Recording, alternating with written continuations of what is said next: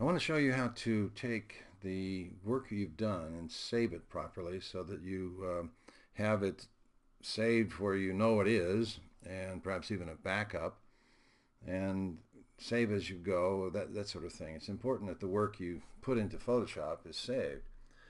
This is an image of a old fire truck with it totally cut out from its background with the polygonal lasso tool and gone around every little opening, every little wire, every little thing that's there, uh, and to include the shadow. You see the shadow is a separate entity, and I virtually traced the shadow with all of its little shadowy marks on the ground so that I could have that shadow to go along with the car. You can see it, or the truck. You see, without it, it looks kind of just hanging in the air. So the shadow is important. And the original photograph had the details, of course, of the fire truck and of all the little nooks and crannies that are there with the shadow that you carefully cut out and then put on a separate layer. Now, I have a background layer that doesn't necessarily mean it's my final background, but it is a color that helps me see the difference between the red and the orange. That's the shadow layer. The truck itself is cut out, and now I have other things that I've added to it. This lettering here, the lettering, the LBFD is up here. The lettering that says what city it's from is right there, and I've got a steering wheel in the windshield. See, there's the steering wheel that I put in the windshield. Also, I've got the original photograph had a driver, and he's behind the glass. I've cut him out and I put him and his hands and the wheel separately so that I can either have him in or out of the picture as desired. For now, I'm going to take him out, but leave the steering wheel in.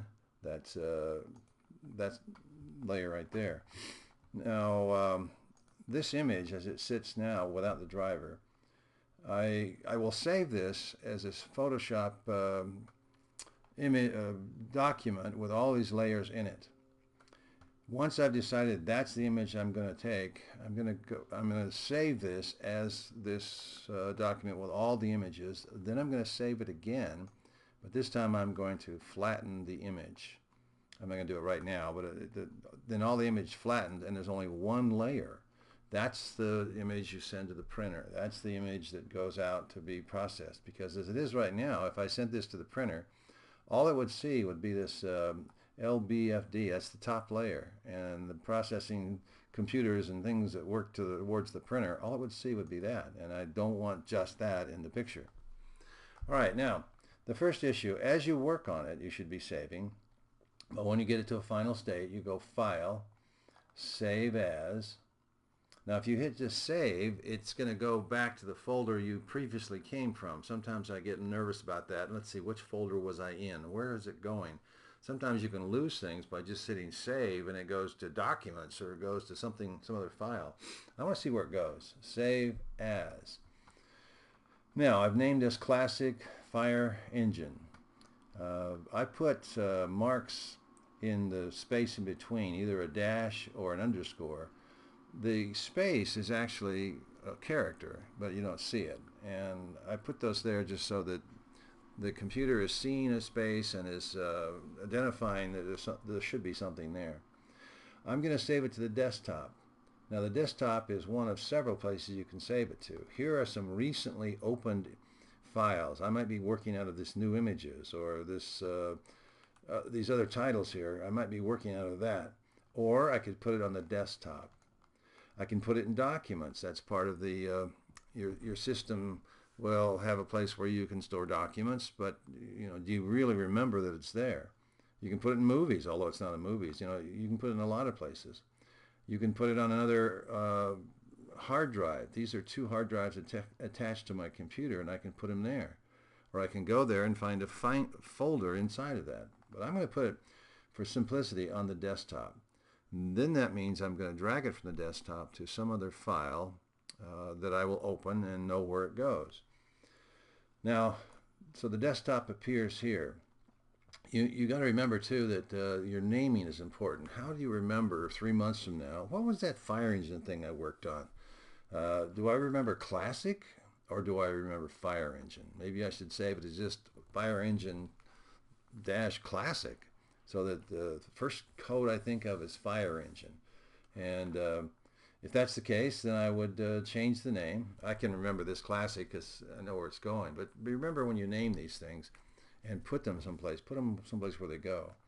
The format is going to be a Photoshop document. I could save it as a JPEG if I was going to send this flattened version, say by an email to someone. I'd have to flatten it down or compress it into a JPEG. That means it would open on any computer, PC or Mac, and it would not take a long time to send over the email system. But JPEG and Photoshop are the two that I use the most here. You might save it as a Photoshop EPS, or because that's another file that will open on several different computers. And maybe some of these others are down here that would satisfy what system you're going to send it to, but for mostly Photoshop and JPEG are the ones that I'm going to use. So I'm going to save it as a Photoshop, and it shows up in that window. And it's saving the layers. You don't have to worry too much about this, but it's saving the layers, and it's taking the color information with it. And I'm not making any notes or checking any spot colors, or not concerned with alpha channels or any of this other stuff. So layers and embedded color, that's a default anyway.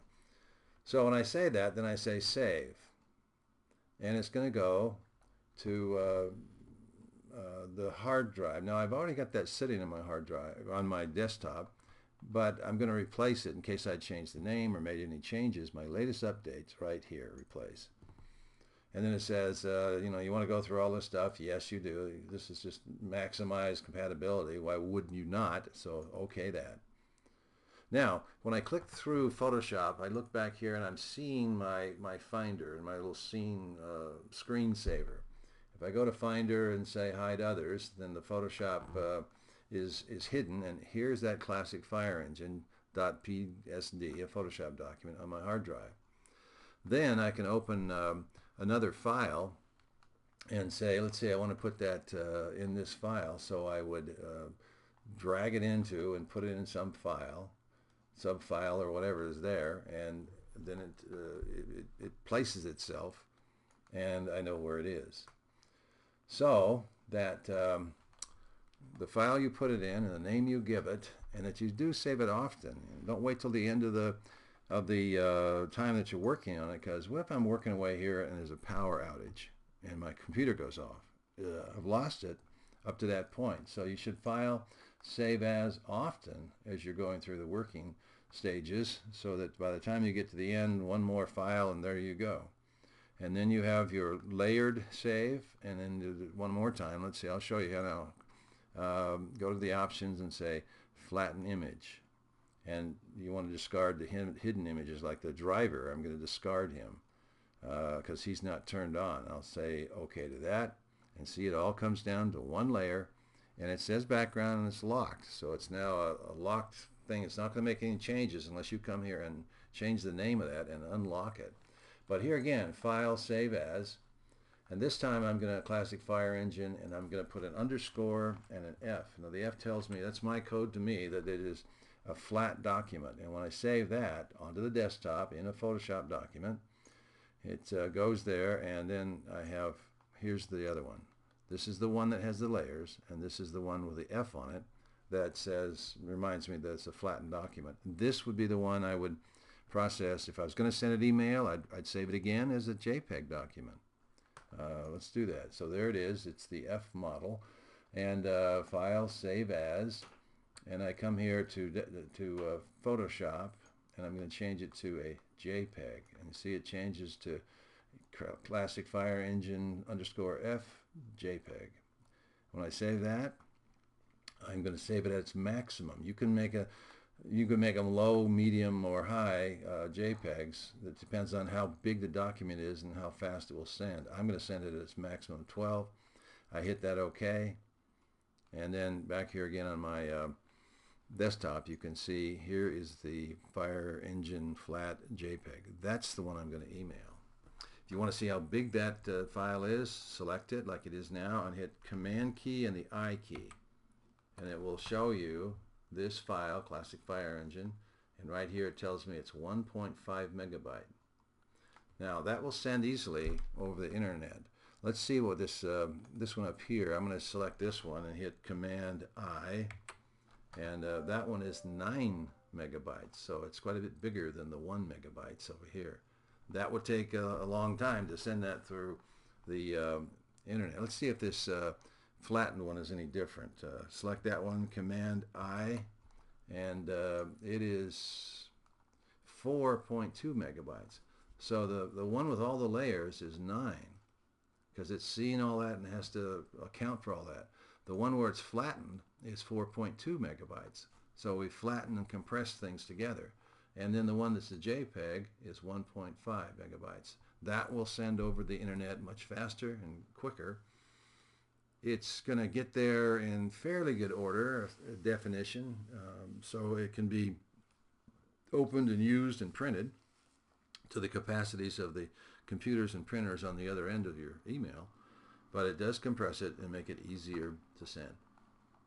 So, saving, organizing, naming, checking out what your files save as, checking out what your the name of it is, what document it is, in this case a JPEG, where it's going.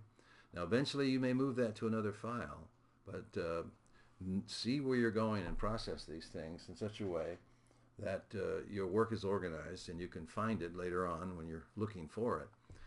One other thing to look for, if I go back to my Finder, let's say hide others. Okay, if I wanted to find that Classic Fire Engine, I could come up here to my little question thing and I could put in there, if I remember the word classic,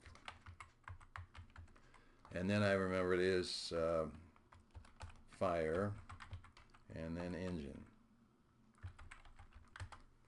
Okay, so I type that in there and it's taken a while for it to look for it.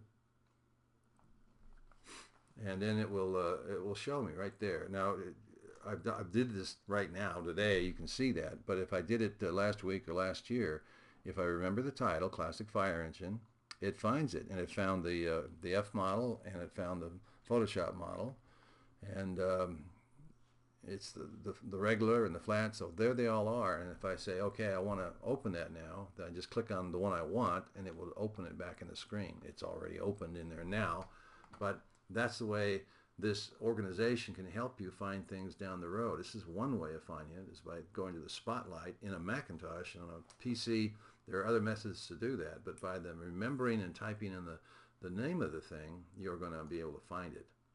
So organization really helps get your work done, assembled and reassembled and recalled as you need it.